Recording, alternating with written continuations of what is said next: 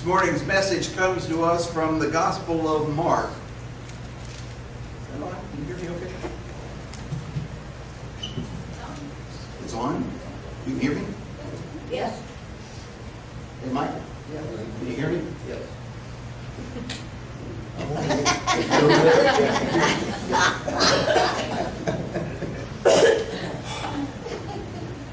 This morning's title is No Rest for the Weary. It comes from the Gospel of Mark, the 6th chapter, verses 30 through 34.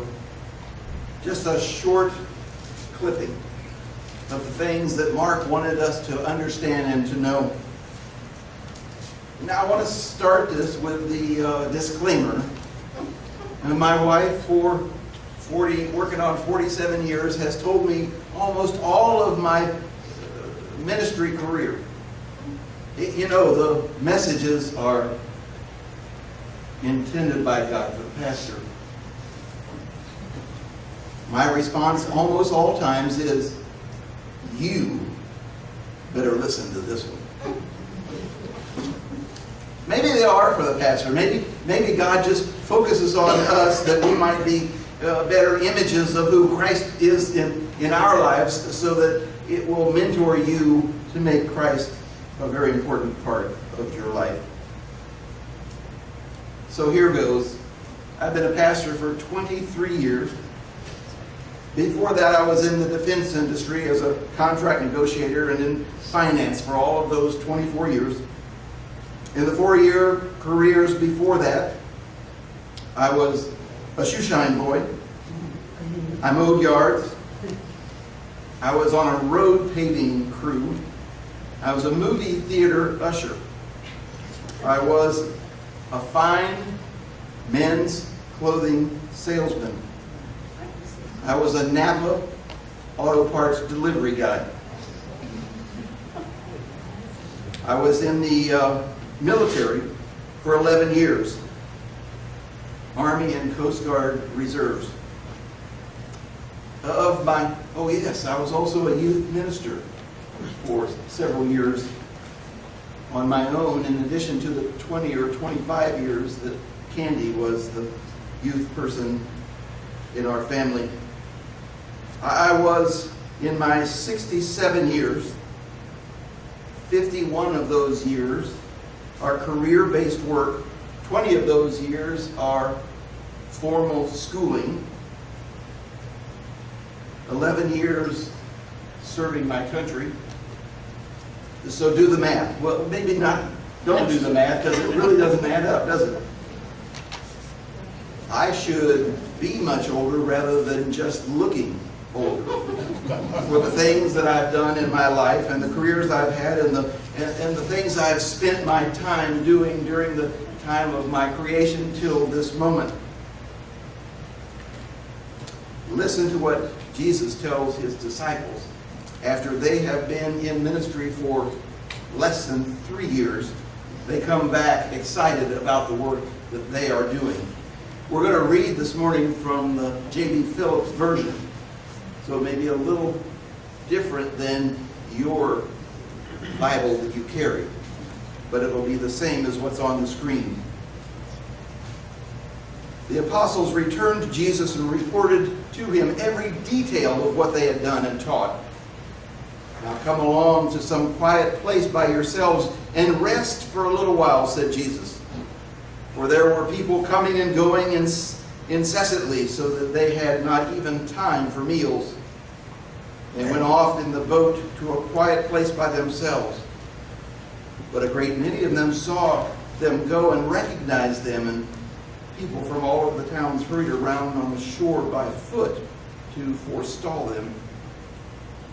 When Jesus disembarked, he saw the large crowd, and his heart was touched with pity for them, because they seemed to him like sheep without a shepherd. And he settled down to teach them about many things. Do you see clearly the picture? Jesus and the disciples were weary.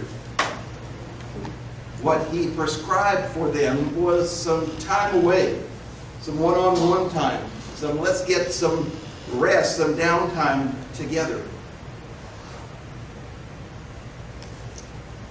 They pushed the boat off from shore.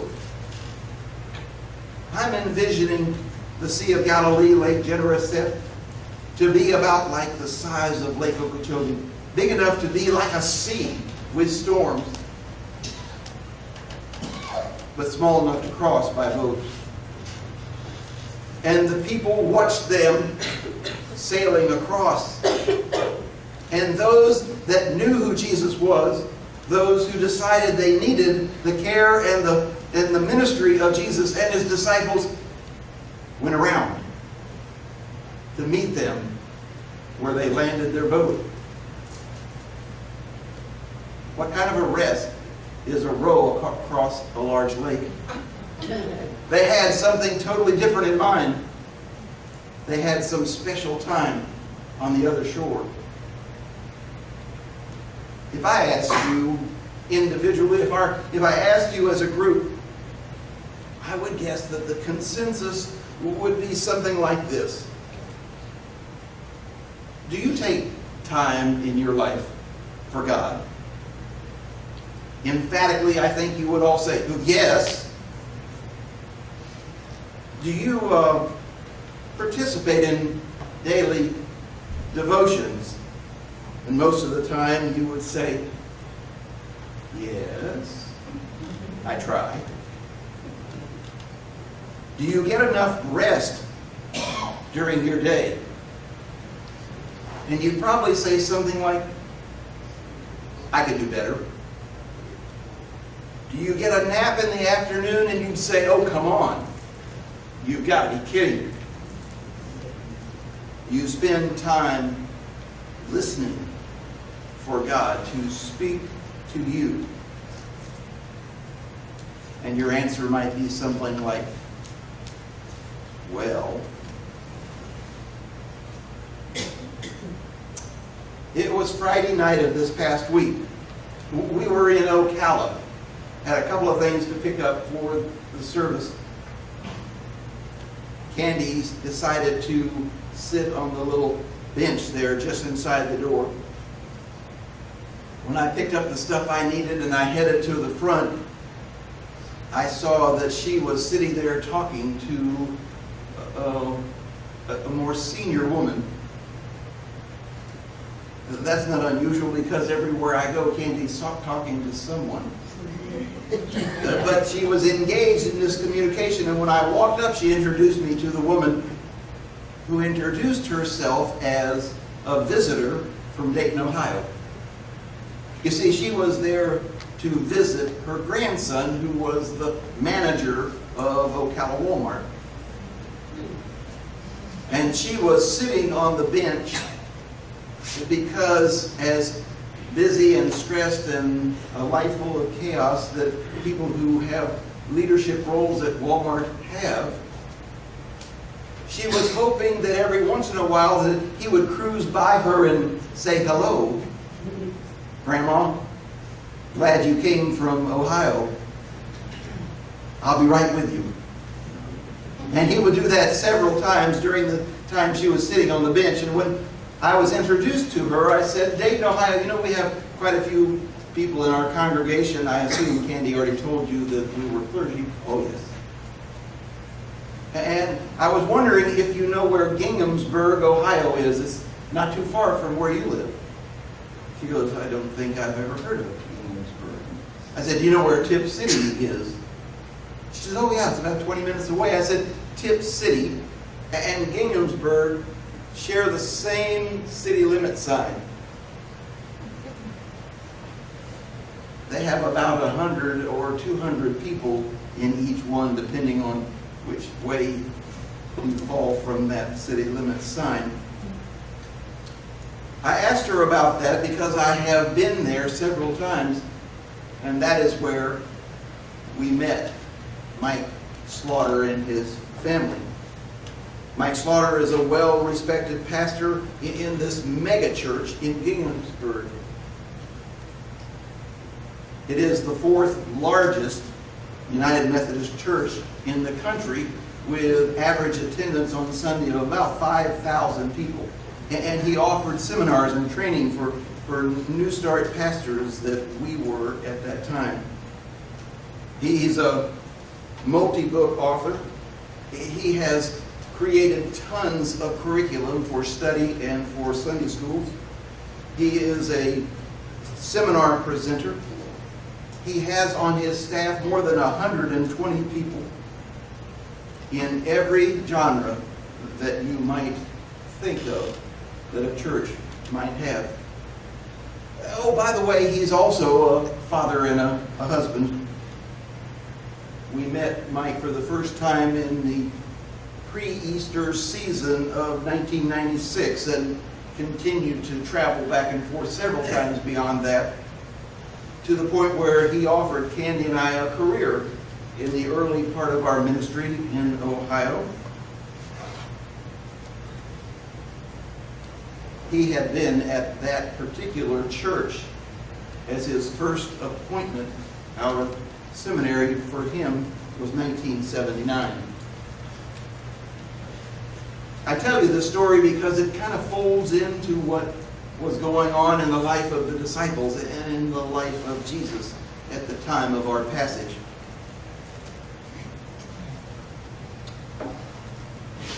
Here's how Mike started his career with the Williamsburg Church. You see, with only a couple of hundred families or people, actually, not families, a couple of hundred people in those two cities, when there was a new pastor in town, they would all come for that Sunday to evaluate who he was. And so in church that Sunday, his very first Sunday, he had about 100 people in the congregation. And he was really excited to know that there was a full house for him to preach to. And so in telling the new congregation who he was and the dreams he had for Williamsburg Church, he made this comment, more of a prophecy. I have a dream. I see this congregation as 1,000 people. Remember, this is Tip City and Williamsburg, Ohio, with about 200 people in the surrounding area. After church, they all gathered for lunch and they said, "You know this new pastor Slaughter?" And I said, "Yes." "He's nuts." The next Sunday, the second Sunday, out of the 100 people, there were 20. And he started his message to them with this kind of a statement. "You know, I have a dream. Sadly to say, I really misinterpreted where God was calling us to be. And I told you last week that I dreamed of a congregation of 1,000 people. And I was wrong." And you can see them. Maybe he's okay. Truly, it's 3,000. The third Sunday, all 20 people were gone and 3 were left. They decided to stick it out, not because of Mike, but because it was their church.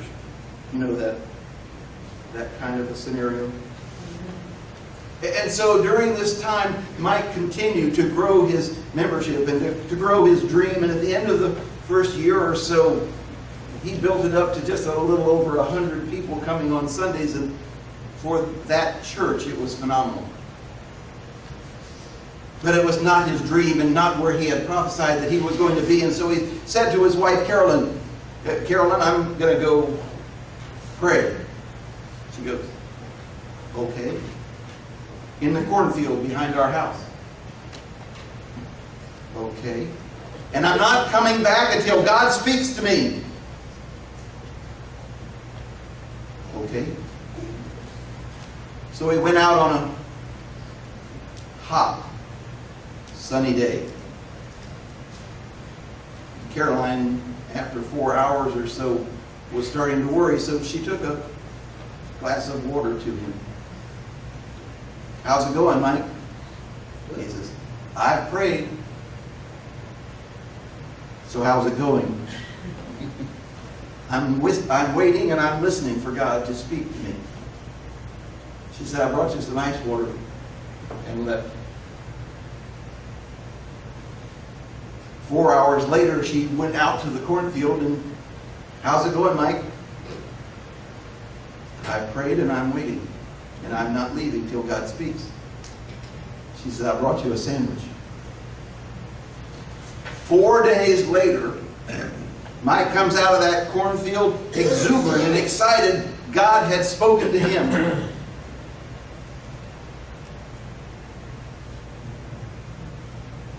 Ginghamsburg Church in Ohio, the fourth largest in the nation, 5,000 people on Sunday morning. And you know what? There's still only about 300 people that live in Tip City, Ginghamsburg, Ohio. I asked the woman if she had heard of Ginghamsburg. She had heard of Ginghamsburg Church.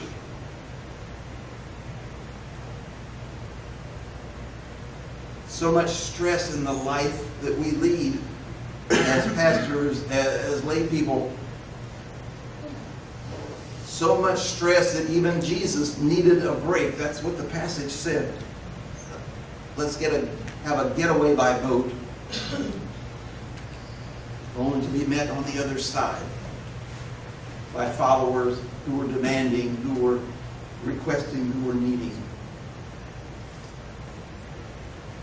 Jesus and his disciples were looking for a little respite. Found a sidebar. One of the reasons that my prayer startup this morning was a little different than normal is there's an unwritten rule in Jewish followers that you should not ask God for things on the Sabbath. Their Saturday or Sunday. You should only give God praise because even God needs a break. And so they bring on Sunday not prayers but praises. That would work out fine for us because prayer warriors tackle the prayer board during the week. And you could just fill up pages and pages of things that were blessings to you that God had presented for your life. And on the seventh day, God rested. And so it just makes sense to offer to God a time with you of thanks.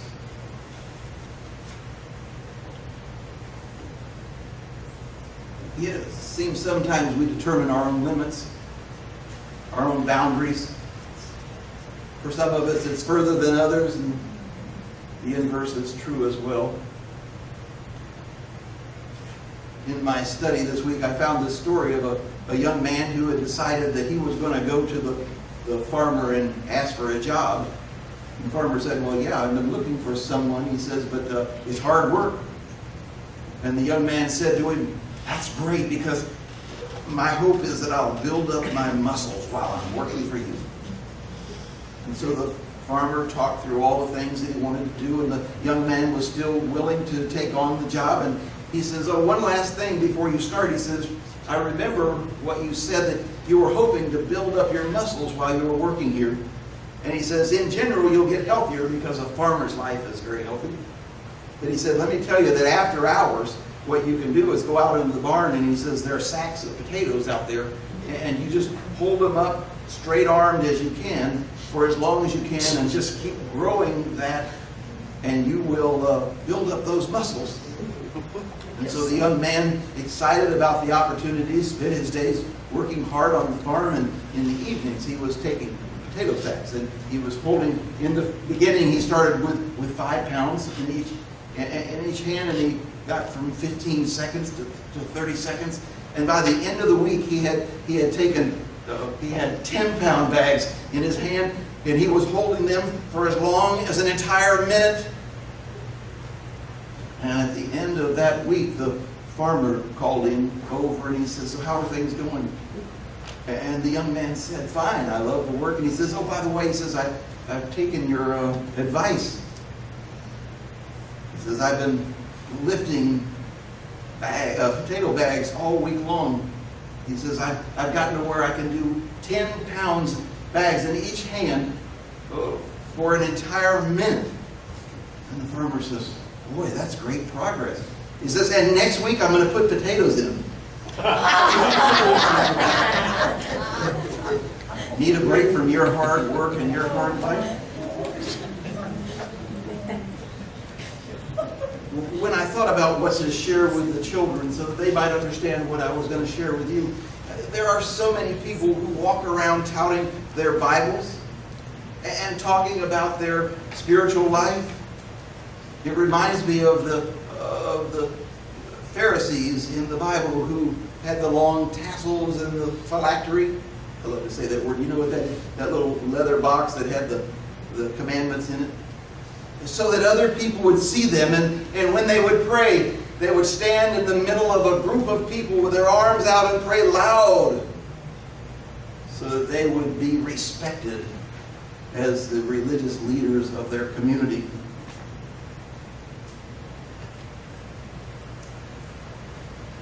Sometimes we take the implements of the kingdom and use them as badges.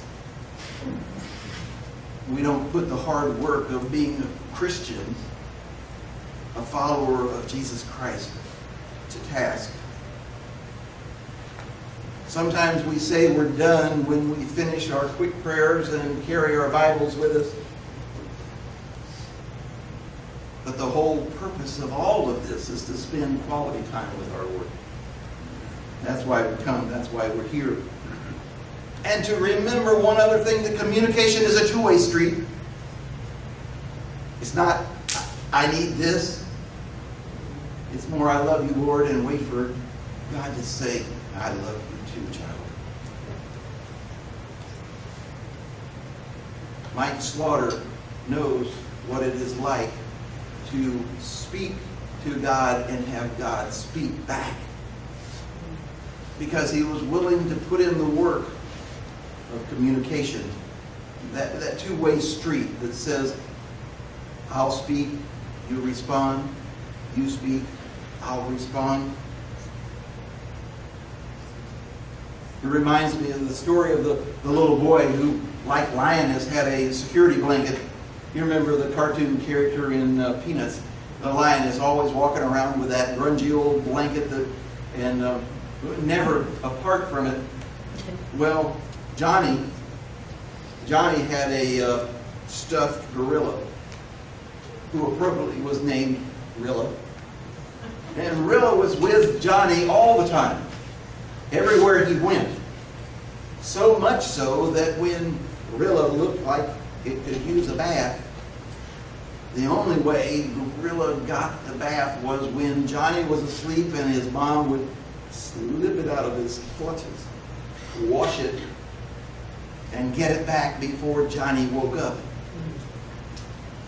Well, after a year or so of carrying Rilla around everywhere Johnny went, he came to his mom and he said, Rilla is broken. And sure enough, his mom looked at the stuffed gorilla. Not only was it in need of a bath, it was in need of some stitching and some stuffing. And she reached out, telling Johnny, I can fix that.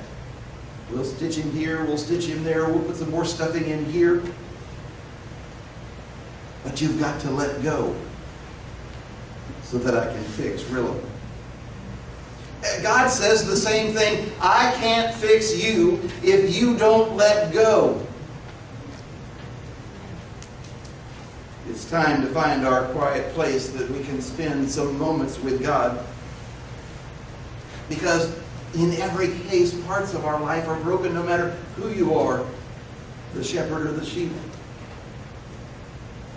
Jesus' time can make things better. And it has to be a priority. The internet's full of information, full of wisdom, but I found one thing that might help you understand and help you as we are closing today. in the stress of life, in the broken parts of us, whether they're physical or emotional, or the broken parts, for them to be fixed. The stress comes, I think, when you get that little stamp on the top that says ASAP. When I was in the professional world, I get things that my boss would write across the top in red pen, ASAP. The hard part was that everything she gave me was ASAP. And all the work I got was ASAP from someone. And the stress and the chaos of a world like that was calling all the time to make sure you got it first. Best. The shortest amount of time, the highest quality. ASAP in that response, as soon as possible. Here's what the internet version of that is. There's work to do, deadlines to meet. You've got no time to spare. But as you hurry and scurry, ASAP, always say a prayer. In the midst of family chaos, quality time is rare. Do your best, let God do the rest. ASAP, always say a prayer. It may seem like your worries are more than you can bear. Slow down and take a breath. ASAP, always say a prayer. You see, God knows how stressful life is. He wants to ease our cares. He'll always respond to your needs. ASAP, always say a prayer. And the children said, Amen.